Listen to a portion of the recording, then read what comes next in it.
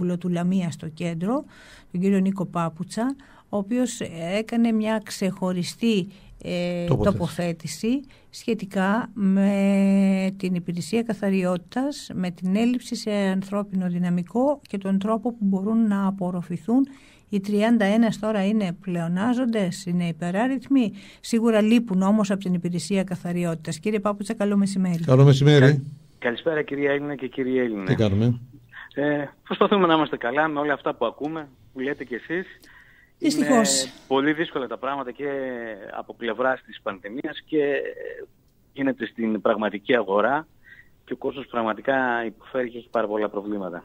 Και όλα είναι μια αλυσίδα όλα, κύριε Πάπουτσα. Το ένα πίσω από το άλλο. Δεν είναι δηλαδή να πεις ότι αυτό εντάξει δεν αφορά, άρα υπάρχει μια ελπίδα και πάμε προς τα εκεί.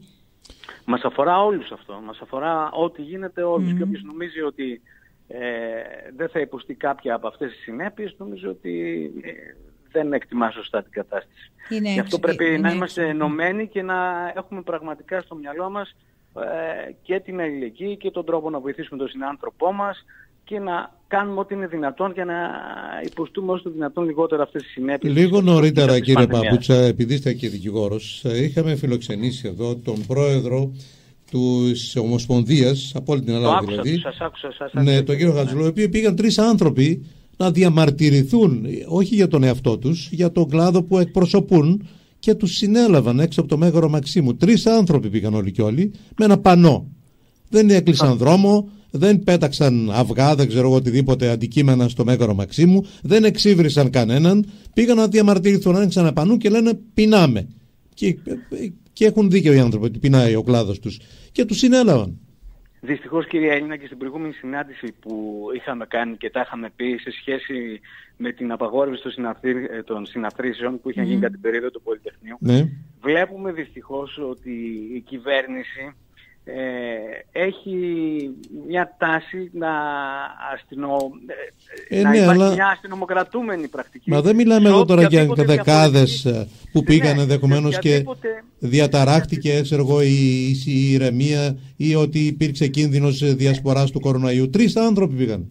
Εγώ αντιλαμβάνομαι ότι η κυβέρνηση είναι σε πανικό λόγω του χειρισμού της πανδημίας. Μάλιστα. Και δεύτερον, ότι δεν μπορεί να ανεχτεί οποιαδήποτε διαφορετική φωνή. Μάλιστα. Και δυστυχώς, αυτή είναι η άποψή μου, νομίζω ότι τα αποτελέσματα και τα καθημερινές ειδήσεις που παρουσιάζετε στο δελτίο σας, νομίζω το επιβεβαιώνουν αυτό το πράγμα πολύ περισσότερο ή λιγότερο, αλλά νομίζω ότι δεν είναι προς τη σωστή κατεύθυνση αυτή να βγαίνουν 3 άνθρωποι να διεκδικήσουν με κάθε νόμιμο τρόπο τα δικαιώματά τους και να συλλαμβάνονται και να καταλήγουν σε αστυνομικό τμήμα και να διασύρονται. Αυτά είναι δυνατόν. Πάντως το Δημοτικό μας Συμβούλιο φαίνεται ότι είναι όργανο δημοκρατικό, κύριε Πάπουτσα, γιατί ακούγονται διαφορετικές φωνές και μια από αυτές τις διαφορετικές φωνές ήταν η δική σας που ακούσαμε χθες. Δηλαδή δεν το ακούσαμε, δεν ξέρω τι έγινε και δεν υπήρχε διαδικτυακή κάλυψη της συνεδρίασης.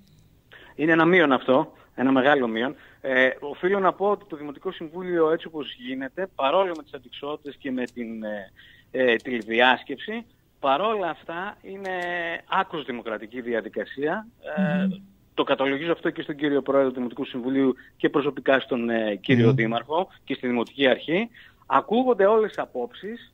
Υπάρχει άφθονος χρόνος από κάθε Δημοτικό Σύμβουλο και επικεφαλής να αναπτύξει τις θέσεις του και πραγματικά γίνεται συζήτηση επί της ουσίας. Νομίζω ότι αυτό είναι ένα πολύ καλό δείγμα ότι γίνεται μια σοβαρή δουλειά μέσα στο Δημοτικό Συμβούλιο και πιστεύω. Με την τοποθέτησή σας, κύριε Πάπουτσα, δόθηκε η αίσθηση ότι υπάρχει κάποιος κλειδονισμός στη συνεργασία σας με το συνδυασμό της πλειοψηφίας.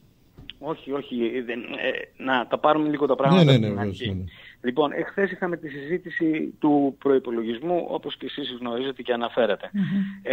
Μέσα στο προϋπολογισμό υπήρχαν κάποια κονδύλια που έχουν προβλεφθεί έτσι, για τη χρήση του 2021, που αφορούν στην εκτέλεση των υπηρεσιών καθαριότητας από κάποιους εργολάβους. Συγκεκριμένα ένα ποσό 600.000 ευρώ έχει προβλεφθεί για το ΦΟΣΔΑ που θα αναλάβει αυτές τις υπηρεσίες διαμέσου κάποιου εργολάβου ιδιώτη και ένα ξεχωριστό κονδύλι 500.000 για έναν ιδιώτη ξεχωριστά, χωρίς να μεσολαβεί ο ΦΟΣΔΑ, ο οποίος θα γίνει, φαντάζομαι, με διαγωνισμό κάποια με κάποια διαδικασία. Το κρίσιμο ζήτημα, και οφείλω να το αναφέρω αυτό, ότι εχθές το Δημοτικό Συμβούλιο αποφάσισε για τον προϋπολογισμό. Την απόφαση αυτή, αν θα εκτελεστεί αυτός ο διαγωνισμός, τον έχει αποκλειστικά η Οικονομική Επιτροπή, και αυτό είναι ένα μεγάλο λάθος, το οποίο προκύπτει από τα άθλια κατ' εμέ, και συγχωρέστε μου την έκφραση, νομοθετήματα του Υπουργού Εσωτερικών. Μας έλεγε το ίδιο ο κ. Αναγνωστάκης χθες για την περιφέρεια, για την Οικονομική Επιτροπή της Περιφέρειας. Την Οικονομική Επιτροπή για πολύ μεγάλα ποσά, χωρίς να γίνεται συζήτηση στο Δημοτικό Συμβούλιο, επί της ουσίας περιορίζοντας, ας πούμε, και το δημοκρατικό μας δικαίωμα στα Δημοτικών Συμβούλων και Ερετών να εκφράζουμε τις απόψεις μας και να μιλάμε επί των ζητημάτων αυτών και να αποφασίζουμε για τα ζητήματα αυτά που αφορούν.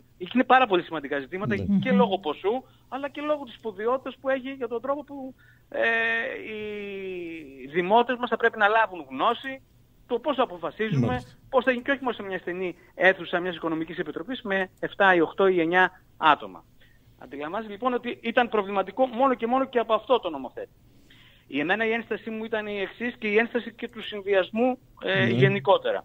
Γιατί θέλω να ξεκαθαρίσω ότι τα κονδύλια αυτά που αφορούσαν την αποκομιδή των απορριμμάτων από τους ιδιώτες καταψηφίστηκε από την παράταξή μας. Τους δύο αυτούς κωδικούς δεν τους ψηφίσατε, Δεν τους ψηφίσαμε. Ναι, όχι μόνο εσείς, όλος ο συνδυασμός. Ήταν συνολικό αυτό. Ήταν η παράταξή μας, δηλαδή στο κέντρο με τον επικεφαλή μας, τον κύριο Παναγιώτη Στασινό, ο οποίος έκανε και αυτό την τοποθέτηση.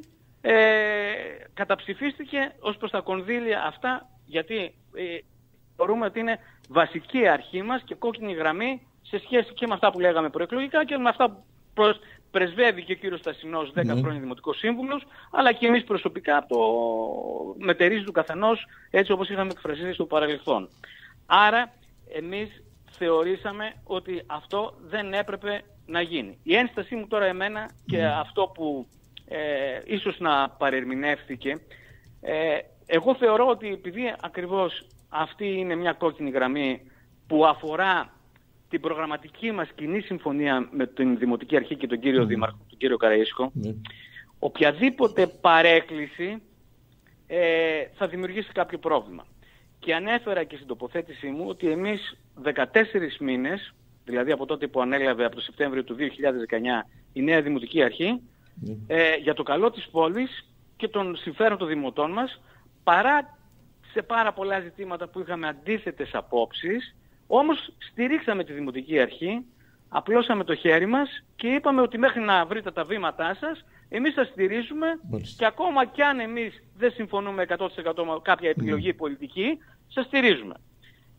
Εμένα η ένστασή μου είναι ότι ενώ υπήρχε ο χρόνος και ο προγραμματισμός για να γίνουν κάποιες προσλήψεις, είτε με συμβάσεις ορισμένου χρόνου, είτε με συμβάσεις αορίστου, αυτές δεν έγιναν και προκρίθηκε στον προϋπολογισμό. Δεν ξέρω αν θα γίνει. Αυτό θα σας το πω παρακάτω. Δεν ξέρω αν θα γίνει αυτή τελικά η σύμβαση, αλλά προκρίθηκε να γραφτεί στον προϋπολογισμό και αυτό το κονδύλι. Αυτή την ένσταση εξέφρασα εγώ στον κύριο Δήμαρχο. Και, ο ίδιος... Παρουσιάσατε όμως και ένα παράδειγμα από τον Δήμο Πειραιά, αν δεν κάνω λάθος. Ναι, από το Δήμο Πειραιά.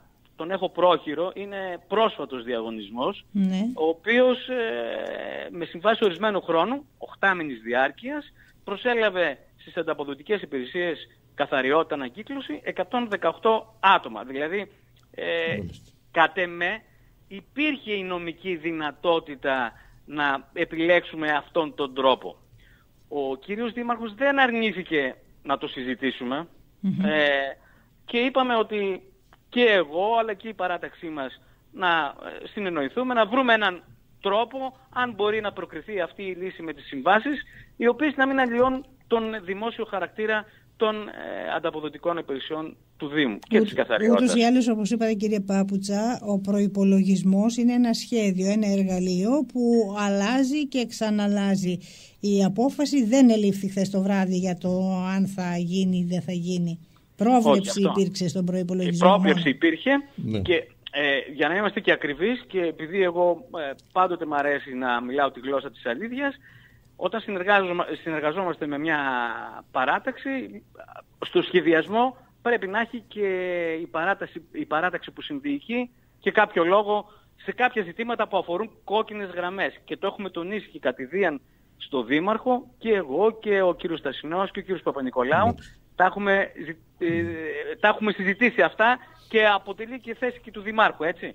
Αλλά πρέπει να υπάρχει όμως και αντιστοιχεία και λόγων και έργων. Τώρα βλέπετε να τις πατάνε δηλαδή αυτές τις γραμμές? Όχι, δεν θέλω να το πω αυτό έτσι τόσο εύκολα. Δεν θέλω να το πω.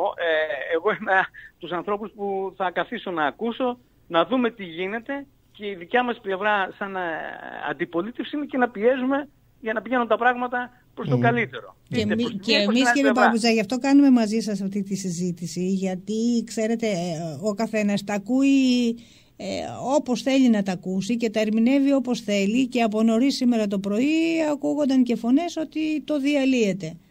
Όχι. Για να φτάσουν δεν θα αποφασίσω εγώ με μια παρέμβαση αν θα διαλυθεί μια οποιαδήποτε συνεργασία. Αυτό είναι... Σας θεωρούν και λίγο αντάρτη βέβαια, έτσι. Ναι. Εμάς δεν μας εκπλήσει. Σας έχουμε ξανακούσει για πολλά θέματα να έχετε έτσι να υποστηρίζετε την άποψή σας και να καταψηφίζετε ενίοτε. Ναι, και να καταψηφίζω γιατί σας είπα ότι θεωρώ ότι σε ζητήματα που είναι θέματα αρχών και προγραμματικών συγκλήσεων, έτσι, που είναι σοβαρά, δηλαδή όπως η διαφάνεια, όπως η ορθή διαχείριση του δημοσίου χρήματος, η αλληλεγγύη, ο τρόπος που χειριζόμαστε τα σκουπίδια. Αυτές ήταν κάποιες θέσεις κοινά αποδεκτές και από τη Δημοτική Αρχή αλλά και από εμάς. Ήταν κάτι δηλαδή που μας χαρακτηρίζει. Αν παρεκκλίνουμε λίγο από αυτό, εμείς ήδη παρεκκλίναμε, σας λέω, 14 μήνες, κατά κάποιο τρόπο... Το αιτιολογήσατε όμως, είπατε για το καλό των δημοτών. Ακριβώς, και πάντοτε αυτός είναι ο γνώμονας, το καλό της πόλης. Ναι. Αλλά θεωρούμε τώρα ότι θα πρέπει και η Δημοτική Αρχή, με τη βοήθεια τη δικιά μας ή χωρίς, ή με την συμβολή μας, να δούμε, να εξαντλήσουμε κάθε νομική δυνατότητα, έτσι ώστε αντί να πάνε τα χρήματα σε κάποιον εργολάβο ιδιώτη, να πάνε σε ανθρώπους οι οποίοι εργαζόμενοι θα έχουν διαφορετικές... Αφού όπως είπατε κύριε Πάπουτσα, υπήρχε η νομική δυνατότητα, έτσι. Ναι, εγώ θεωρώ ότι υπάρχει νομική δυνατότητα. Και υπάρχει και ο χρόνος ακόμη, έτσι. Υπάρχει και ο χρόνος και σίγουρα είναι σημαντικό ζήτημα τόσο για μένα προσωπικά, δεν δεσμεύω καμία παράταξη, αλλά είναι σημαντικό ζήτημα και γι' αυτό το έθεσα με αυτόν τον τρόπο που το έθεσα. Αλλά εδώ είμαστε και πιστεύω ότι θα βρούμε ένα κοινό δρόμο για να... Πάντως γενικά τον προϋπολογισμό τον ψηφίσατε, τους δύο κωδικούς μόνο. Ναι. Να είστε καλά, κύριε. Ευχαριστούμε πάρα πολύ, κύριε Πάπουτσα. Ευχαριστούμε και εγώ. Καλή συνέχεια, να είστε καλά, θα ξαναπούμε. Για την πρόσκληση. Γεια χαρά, γεια σας.